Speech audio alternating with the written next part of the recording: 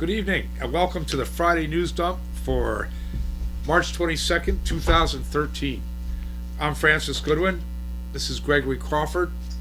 We're broadcasting to you from Gaysville, Vermont, in the beautiful Green Mountains. We had a snowstorm Tuesday. We probably got a foot, at least 10 inches or so of fresh snow. It was really great for the skiing mountains. My wife is up at Killington and at Pico. It really was fantastic. Unless you had to shovel it. Yeah, I have a tractor with a snowblower on it. I don't. So I was using my tractor, but I broke a shear bolt on the Bummer. second stage impeller. Yeah, so I haven't fixed that yet. I have to fix that. Oh, if you need some help with that, let me know. Okay. That's a simple repair. I could probably do that. Welcome. Part of the idea of the Friday News Dump, the reason for the name of the show, is the idea that on Friday evenings, late in the afternoon or in the early evening, is a time when oftentimes stories, the powers that be or institutions will release news that they would prefer didn't get all that much attention, because most people are out on Friday night, boogieing down, and then they're watching football games over the weekend, or they're sleeping in, so they don't watch as much news. And then by Monday morning, the news cycle has turned over, and people have already forgotten what happened on Friday. They call it the goldfish syndrome. So it's also kind of a snappy name. We needed to name it something. So, and also we do it on Friday afternoons because of that, how we're timing it. This particular show is a test show. We're taping it, but we're planning to be streaming it each evening, starting around 6 p.m. We'll see how it goes. We're doing a half-hour test today, but we're going to be aiming for an hour. We'll have some guests. I'd love to get Bernie Sanders on, and Shumlin. He'd be nice to get on, Governor Shumlin. See what kind of officials we can get in. All the interesting people of Vermont. There's all kinds of people. Maybe we can just get like Mark Peltier or something. I was thinking, or the neighbors. We could get Carl Groppe. There you go. Fill it up. Oh boy, oh boy, oh boy. Local school board officials. And the dynamic would really fly in here. Yeah, Could you yeah. see it? Yeah. The natural dynamic between Carl and Greg. Yeah.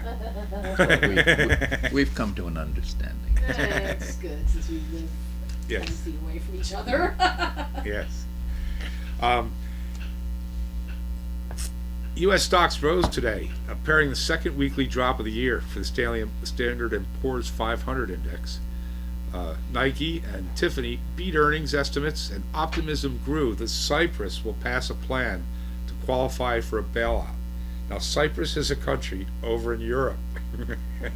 Oh, thank you. I didn't know where it was. And this is the latest. This is really arcane and kind of, it's the latest, this week's news on the European economic crisis or financial crisis, having to do with banking and currencies and, well...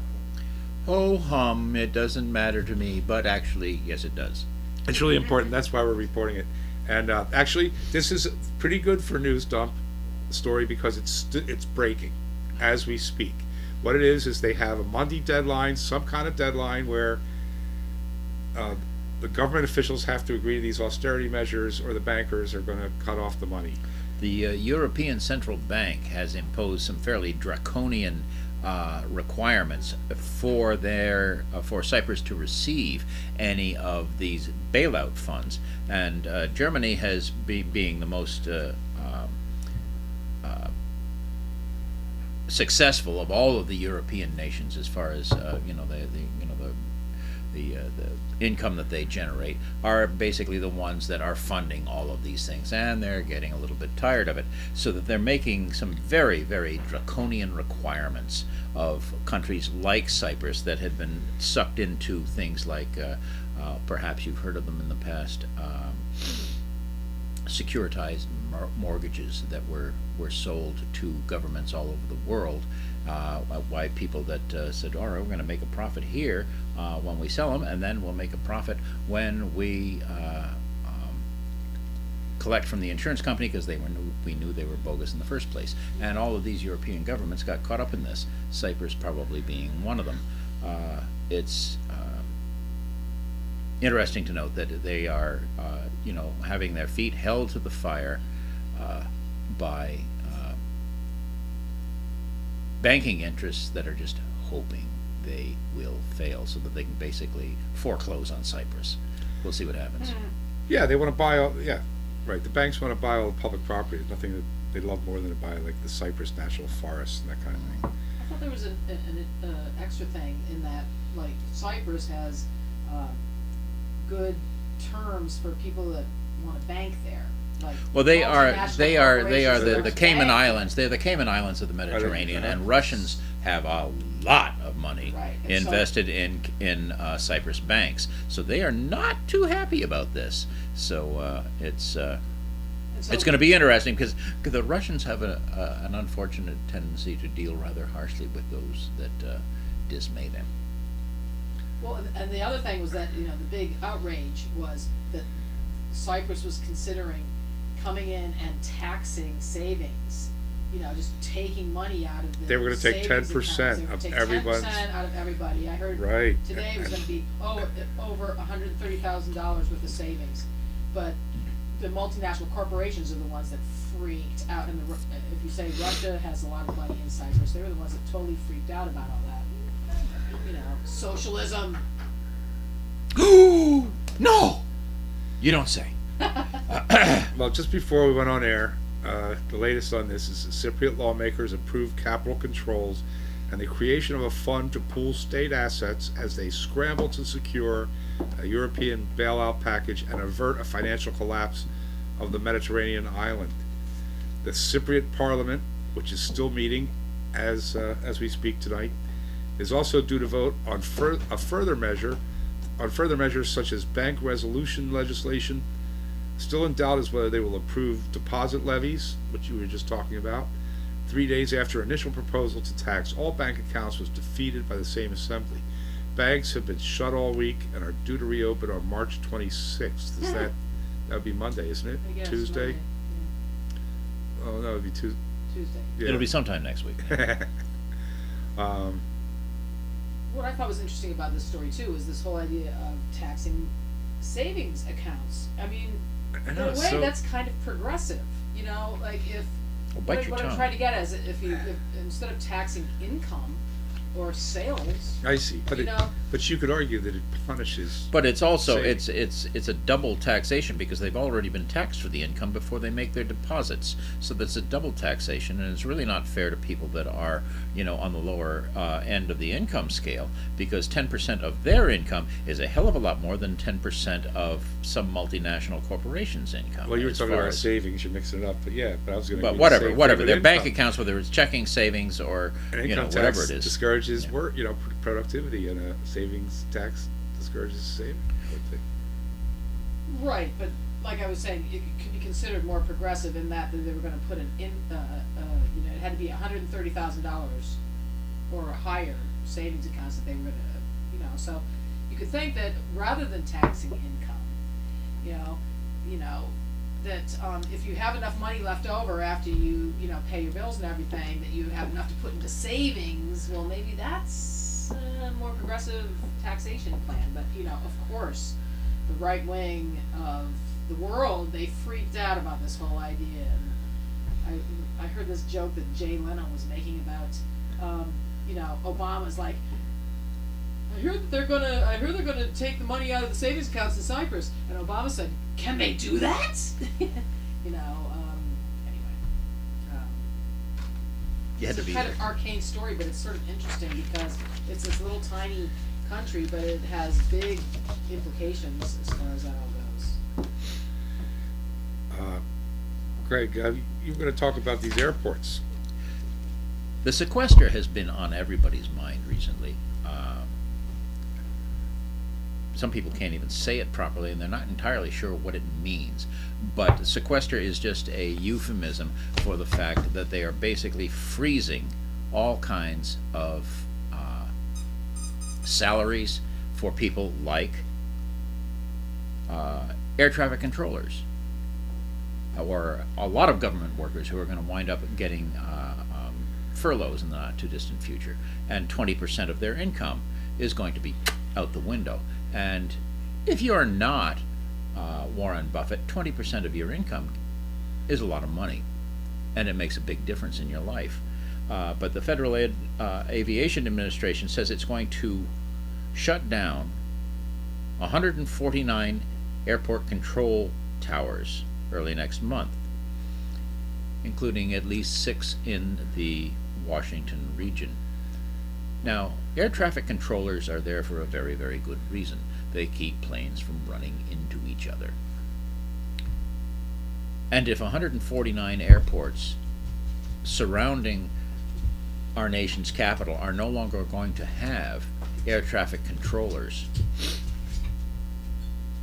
it doesn't take a great deal of imagination to see, oh, that had to hurt. That had to hurt. There's another one. There's another one. It's not going to be a good deal. The closures come on the heels of mandatory spending cuts that went into effect earlier this month. You know, the shutdowns, which are to begin on April 7th, are part of more than $600 million in cuts that the agency must make because of the budget sequestration. Great word, sequestration. Yummy word.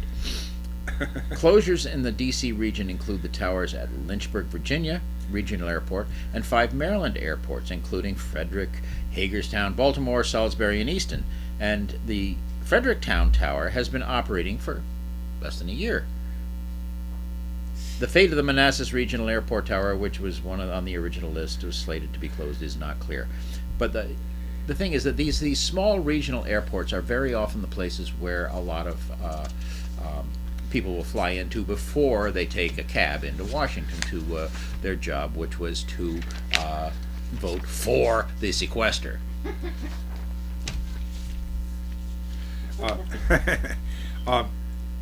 A U.S. Marine shot dead a male and female colleague at a Virginia base, and then killed himself. It is the second fatal non-combat incident involving Marines in the United States this week.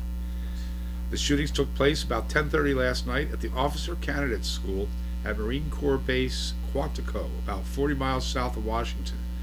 Base Commander Colonel David Maxwell says the male shooter and the man and woman were school staff members and active duty Marines. Maxwell gave no motive for the shootings and said an investigation is underway. The U.S. military said in January that suicides hit a record 349 last year among active duty personnel, outpacing combat deaths. Just a day after introducing two-step verification for Apple's iCloud service, a major security hole has been discovered with the Apple ID login system. Apparently, a method has been found that allows anyone to reset your Apple ID password as long as they know your email address and your date of birth. 2 pieces of information that aren't that hard to find nowadays. However, the exploit only works if you don't have the new two-step verification enabled. So those who already have the new security measure are in the safe zone. According to The Verge, the exploit consists of pasting in a modified URL and answering the date of birth security question on Apple's I Forgot web page. Greg, you were going to talk about Google's latest technology. Well, I got to do it in 47 seconds. Okay, hang on just a second. That's approximate because I started late. All right, okay. So I think you have a little more time than that. Well, let's see if I can find it here. Let's get it lined up here. Apparently, there's going to be a new device, as if you didn't have enough. I mean, you need more pockets is what you really need. You need more pockets to hold your iPad, your iPhone, your iPod, and apparently you can actually strap to your wrist your new iWatch. That's a smartwatch. Wearable smart stuff. There's This is what the story's about. There's Microsoft has got one, and last week the Wall Street Journal and the New York Times reported that Apple has a substantial team of engineers and designers readying a smartwatch. A similar claim has surfaced on the Chinese blog last year, but more smartwatches might be coming. According to the Korea Times, electronic maker LG is also developing a smartwatch. Probably it'll blend in with the color scheme of their washers and dryers. We'll see what happens. And TVs, yeah. If these rumored smartwatches appear as predicted, they will join an already crowded market. What will these watches do? do. Expect them to do what mobile phone devices do, but with different interface. They're likely to provide some subset of the following services: notifications and alerts, emails, activity monitoring, location monitoring, health monitoring, apps, reminders, telephony, SMS, whatever that is, audio recording, image capturing, electronic purchase authorization, and two-factor authorization. SMS is the texting. And what the other two factors are is anybody's guess. These watches presumably will also tell the time. Yuck, yuck, yuck. Well, Beam me up, Scotty. yes. We're going to try to wrap this up in enough time to fit it in onto YouTube within 15 minutes. So we'll be right back. Thank you for joining us on Newsdump for Friday, March 22nd, 2013. I'm Francis Goodwin. This is Greg Crawford.